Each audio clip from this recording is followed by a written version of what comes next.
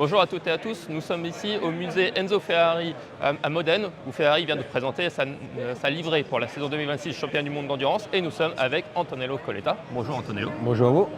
Pouvez-vous nous présenter cette nouvelle livrée pour cette saison? Il a changé pas beaucoup, mais la chose la plus importante, c'est les irides dans les verts, que c'est la testimoniance que nous avons gagné le championnat du monde, les couronnes des trois pilotes qui ont gagné les titres des pilotes même, et nous avons changé un peu juste les lignes. C'est plus simple probablement que l'année passée, mais tout à fait, elle va maintenir l'esprit de la livrée de Ferrari que nous avons vu au début de l'E23. Comment on prépare une nouvelle saison alors qu'on a déjà tout gagné? Vous êtes champion du monde, vous avez déjà gagné Le Mans 3 fois. Est-ce que c'est difficile de garder la même motivation des troupes? Ouais, alors c'est clair qu'après une saison mémorable, aussi les 25, c'est pas facile de faire quelque chose égal, mais pour définition, nous sommes là pour gagner. Donc tous les efforts que nous avons, nous allons en mettre sur les circuits. Et donc les bouts, c'est les mêmes. Non? Nous voulons confirmer les bons résultats que nous avons faits l'année passée.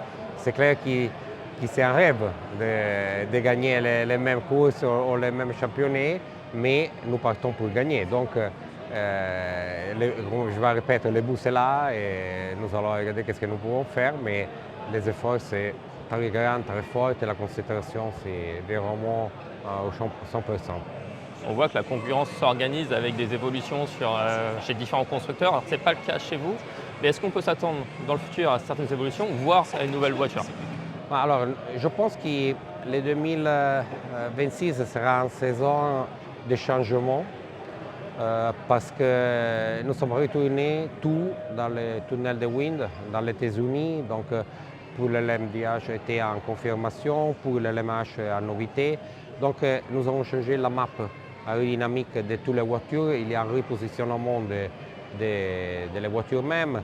Et je pense que nous devons attendre le Qatar et probablement Imola et Spa pour comprendre vraiment les nouveaux positionnements de toutes les voitures. Ferrari n'a pas changé rien. Nous sommes avec les mêmes configurations des autres saisons. C'est clair qu'il retourné dans le tunnel de Wind, il a demandé de faire quelques ajustements, mais ce sont des petites choses. Par contre, il y a des autres constructeurs qui ont fait des changements plus importants, ont spendu beaucoup de jokers. Donc c'est clair que nous devons respecter et nous sommes les adversaires et nous sommes sûrs que la bataille sera vraiment très, très forte, mais nous savons comme nous devons faire. Et donc j'espère que tout le monde travaillera très bien, les pilotes sont prêts et comme je dis, nous devons attendre les premières courses.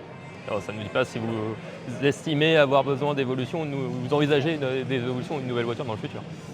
Oui, mais je pense qu'il sera très important de comprendre le 2006 pour éventuellement faire quelque chose pour le 2027. Non?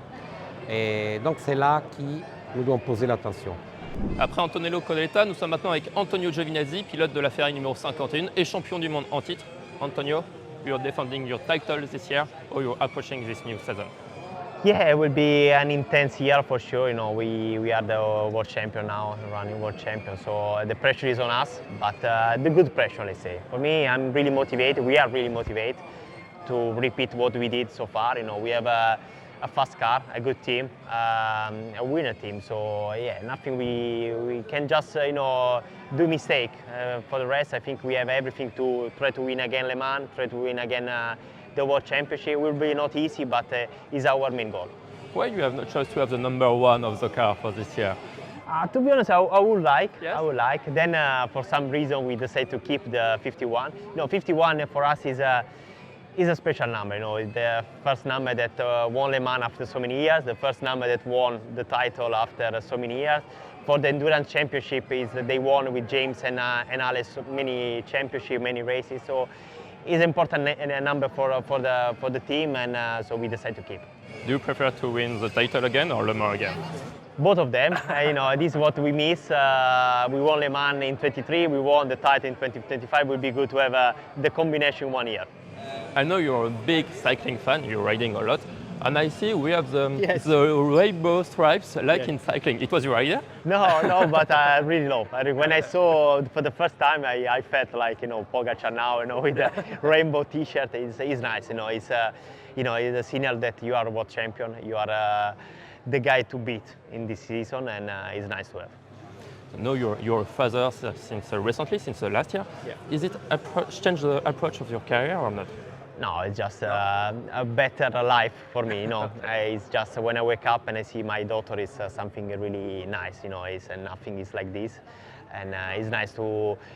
That she's young, for sure she's small now, but when she will understand, hopefully I will still be racing and she will follow and watch the dad in TV, so it's nice. Après Ferrari à Modène hier, nous sommes à Paris aujourd'hui pour la révélation de la livrée 2026 de Peugeot et nous sommes avec un vainqueur des 24 heures du Mans, monsieur Loïc Duval. Bonjour Loïc. Bonjour.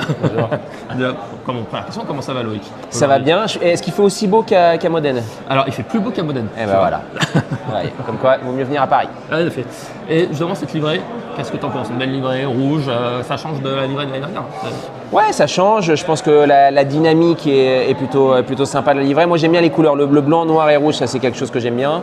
Il y a une histoire aussi par rapport à Peugeot, aux années GTI. Enfin voilà, à ce logo. Donc c'est pour ça qu'on retrouve le rouge. Ça c'est plutôt cool. Après, là, on la voit statique. Il faut la voir en mouvement, au milieu d'un peloton, etc. C'est toujours un petit peu différent, mais pour le moment, ça a l'air sympa.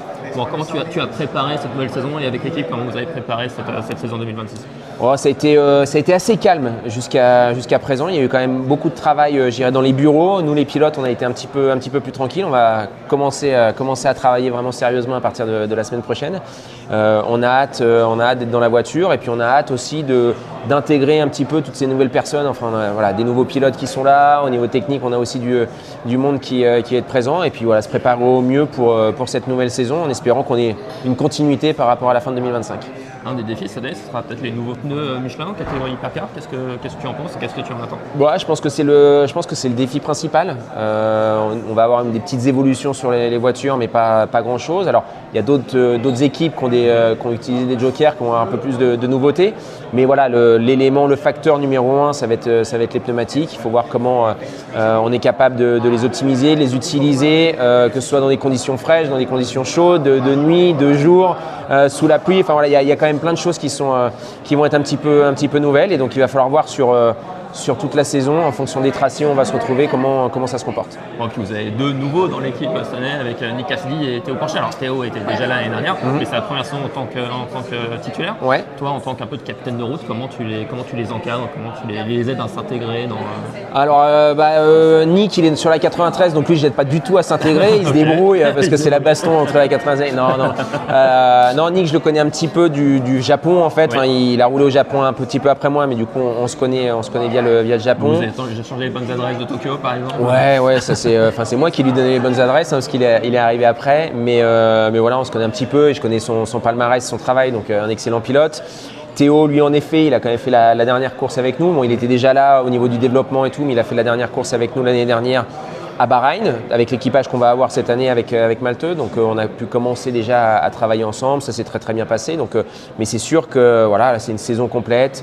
Il va falloir apprendre à vivre ensemble, à construire, à structurer ensemble pour essayer d'optimiser notre package et nos performances individuelles aussi, en travaillant tous les trois de façon assez proche. Justement, est-ce que tu as un rôle un peu de grand frère auprès de Malteux et de Théo?